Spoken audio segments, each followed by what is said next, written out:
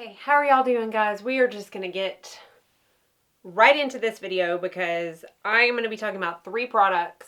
And the way I talk, which is a lot if you're not familiar with my channel, this could be long. So let's go ahead and get started. Note to self, don't wear a white sweatshirt when you're putting on makeup. I've already got stuff on it and I have no idea what it is. All right, hair's up, sleeves up, we're ready to go. Today we are going to be talking about the new Pacifica products that have just landed recently at Ulta that I hauled in maybe one of last week's videos. I don't remember.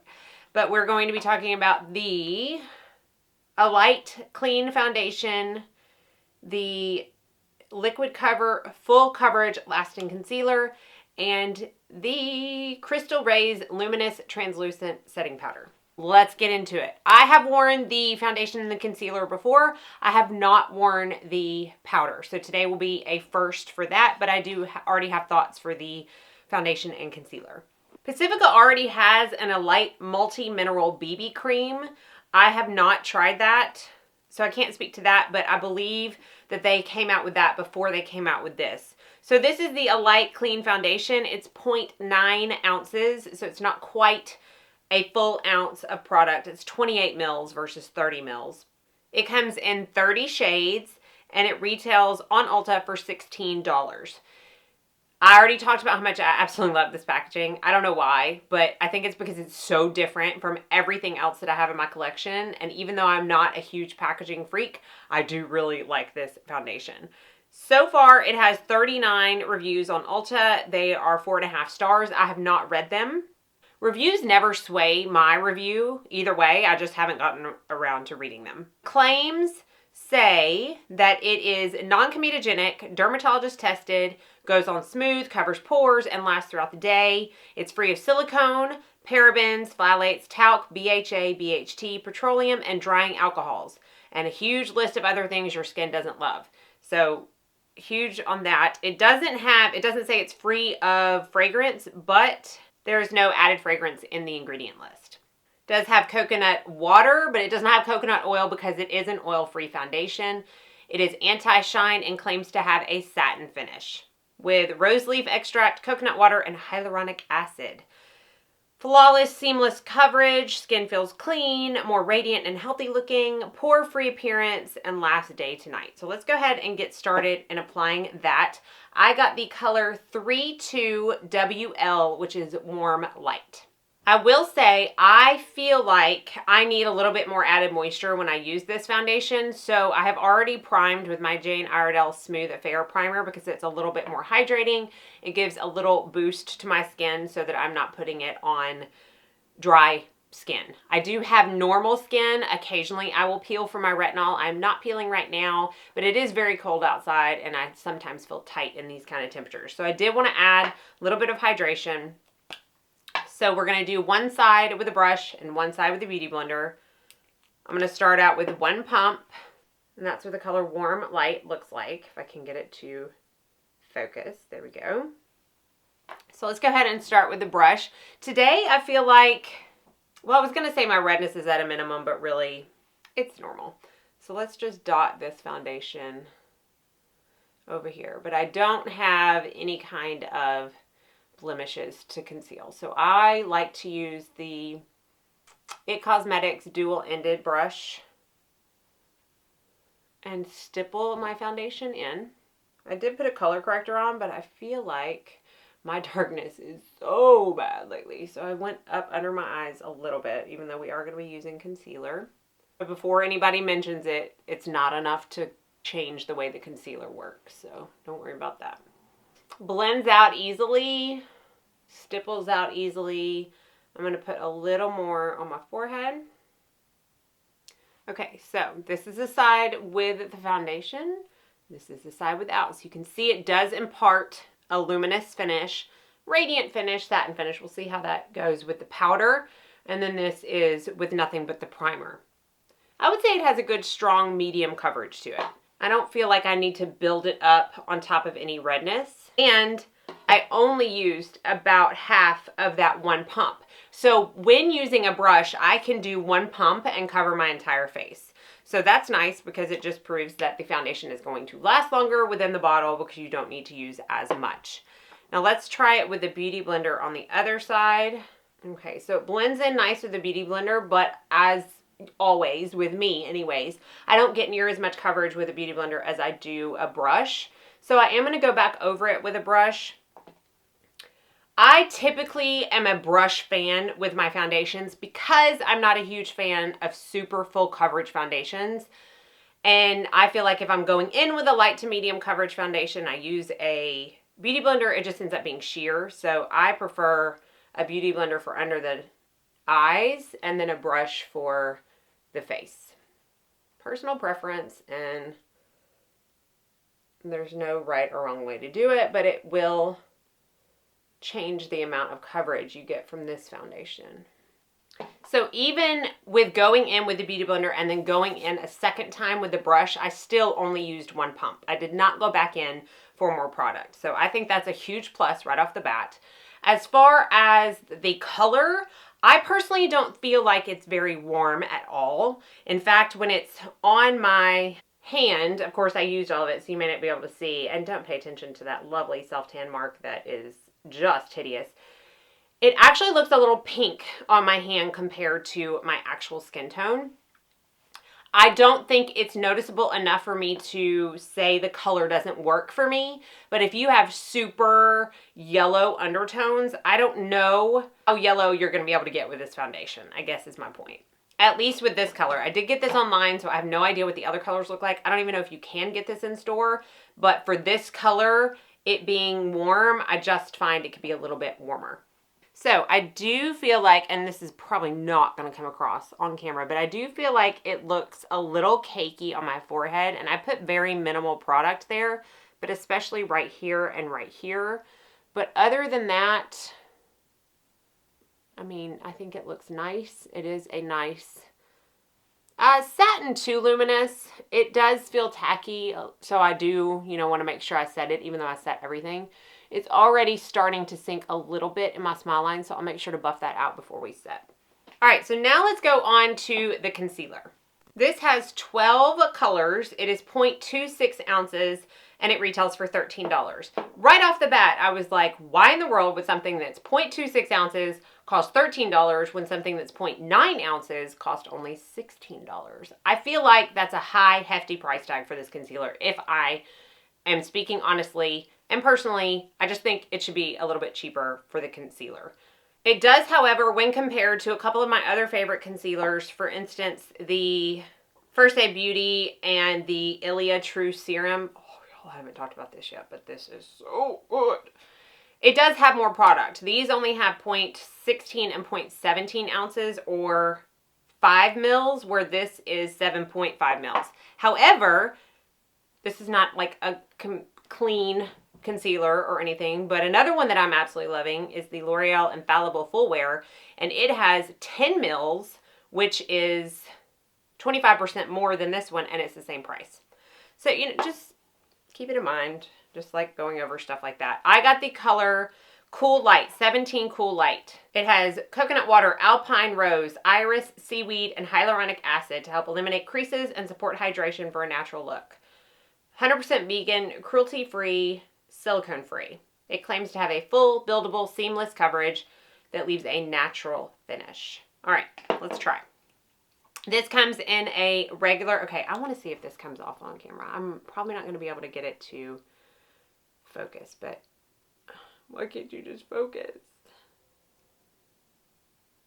Do you see those strings? See that string hanging off? That happens every time I pull this out. I have no idea why. It makes it, it's kind of gross to me, but whatever. It's obviously a little bit of a goopier concealer. So I have Darkness to Hide. So let's go straight in. Again, regular doe foot applicator. Like to do that. I personally, with this one, feel like it dries a little quicker. So I like to work one eye at a time. And then that way I'll be able to show you the difference in coverage. Blends out really nice. So here we go. This is the concealer. This isn't. I can noticeably tell the darkness is more on this, but I can still see darkness on this. This is not what I would consider a full coverage. For instance, the L'Oreal Infallible, I feel like is more full coverage than this one. But it blended out nicely. So other than that, I don't have an issue. I have also said in the past and still hold true to the fact that I don't care as much about coverage the older I get as I do wearing well throughout the day, not looking cakey, not creasing. I still want to look like a human being. So I don't necessarily want to look like I have absolutely no under eyes at all. I just care more about the wear. So I feel like it looks a little bit better under this eye. For some reason, this eye, it's not covering up as much. So let's see if it's buildable. And put a little bit just right there in the trough area where I find that it's still a little bit dark. I feel like that built up pretty well though. You can see. So yay for that. Typically I will let products sit in while I do my eyes, but for the sake of this video, since I've already done my eyes, I'm going to go ahead and set it. I don't find that it really makes that big of a difference with these products, so it's not going to change my verdict or change the outcome at all. So I'm going to set my concealer. It's creased like normal in my deepest fine lines under my eyes, but I'm going to set it with my Laura Mercier Secret Blurring Powder as usual. Okay, so looks a little, I don't know if you can tell, a little heavy under there, heavier than normal, but we'll see how it wears throughout the day. Let's go on to the powder. This is the one that I talked about in my haul being a little scared of when I first hauled it because it was very sparkly when I first swatched it. However, in the haul when I swatched it, I felt like it kind of evened out and not as luminous when I spread it out more on my hand, but we shall see. I'm not going to say I'm not scared because I am. This is one shade. It is 0.45 ounces and it retails for $12. Again, less than the concealer. And all it says under details is, hey beauty, don't have a meltdown today, at least not a makeup meltdown. Set your favorite look with this amazing luminous powder full of natural ingredients for a skin-loving treat. It is talc-free, has tetrahexadecyl absorbate vitamin C in it, and it does have perfume listed as the last ingredients. However, in parentheses, it says that it's natural. I wish they would distinguish what was natural about it, but comes in packaging like this. You pull up the plastic top and you've got a mesh kind of divider right there where you get the product out of. So I'm going to use my Too Faced Mr. Right brush, which is something that I use pretty much every day for powder. I'm going to go back in, make sure my smile lines are not sunken into so I don't set that creasing. And I'm just going to set. I can smell it. I can definitely smell it. I have no idea what would naturally be in that. It does have watermelon fruit extract. I don't know if that's what's making it smell, but you might be able to see right there what I was talking about with the foundation a little bit better now, but that's with the powder. So it took down the shine a little bit, but I can still see like a luminous effect on my skin. So it's not super mattifying, but I will say there is absolutely no visible shimmer on my skin,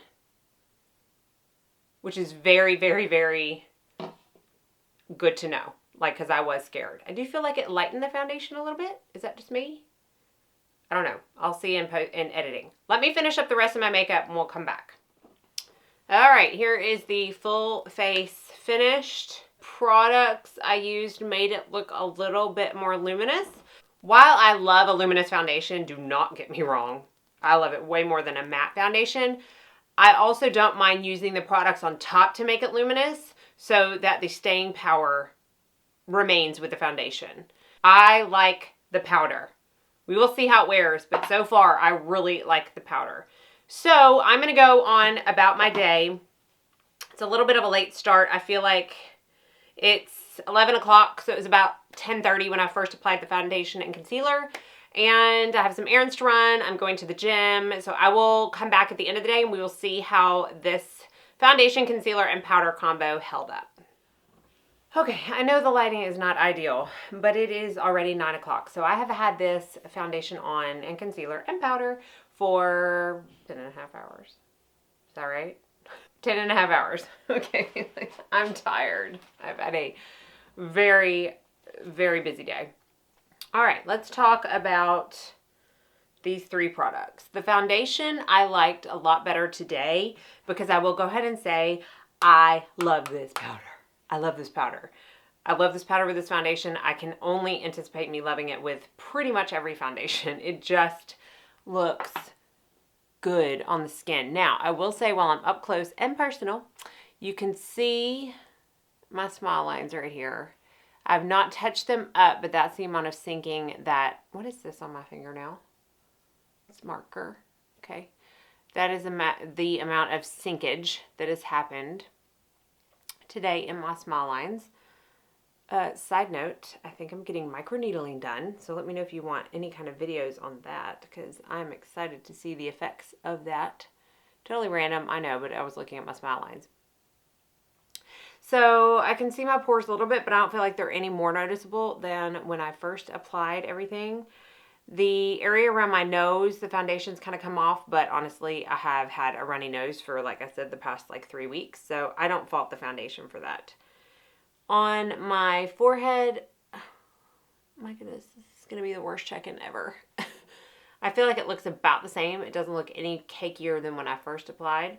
Overall, I am very happy with this foundation, especially with the powder. Now, the concealer, if you can see, especially on this eye, it lasted really well, and I feel like it looked really good up until about 3 hours ago, and then it just started kind of breaking apart and getting a little crepey, but it's not the worst concealer by any means, like at all. The 100% pure concealer is way worse than this. I feel like I tried another one not too long ago that was pretty bad too, but it's not the worst, but it's not the best. It's just kind of an average concealer to me. It's not one that I'm like, oh my goodness, I'm so excited about.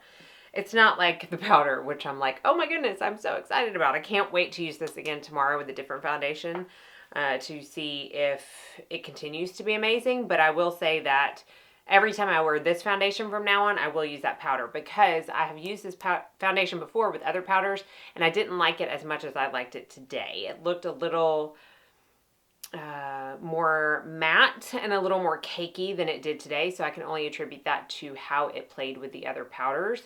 But overall, this I like, especially for $16 and especially for having clean ingredients from the drugstore. I do recommend this foundation. The concealer is like, it's whatever, like if you want to try it, that's fine. But again, I feel like $13 is kind of a high price point when you compare the price of the foundation. I don't know why that bothers me so much. Probably shouldn't, but it does. So this is just an okay, probably like not going to give it 2 thumbs up. But this, upon first impression, I will talk about it more. I will try to remember to talk about it in my favorites this month. But upon first impression, this is, yes. Yes, I like this. So a really like, and I think that's pretty good. I mean, I don't dislike any of them. This one is not as satin finish as I would have liked it to be. So I think if you have oily skin, you actually will enjoy this, because I do feel like it has the finish and the staying power for oily skin. Because I will say that when I worked out and I blotted my face with a paper towel, nothing came off on the paper towel. Nothing. And I haven't been able to say that in quite a while for a foundation. So that's a really big point. I think if you have like super dry skin, you may actually not enjoy this, only because of the way I feel like it's working on my forehead, because I think I'm about to start peeling. And so that kind of is my go-to on dry skin, because it's about to be dry skin. It doesn't look awful, but I feel like if you have like visible patches all over your face, it might actually cling to them. Other than that, I mean, I do. I think it's good. So, I don't know. I feel like that was kind of a fast check-in. So hopefully I hit all points, and at least I got to try it out and show y'all how it worked. Let me know if you have any questions and if you've tried them and what you think about them down below in the comment section, and I will list and link everything that I am wearing today down in the description bar. So thank y'all so much for watching. As always, be sure and like and subscribe before you leave so you don't miss out on any future videos, and I hope you all go out and have a very blessed day.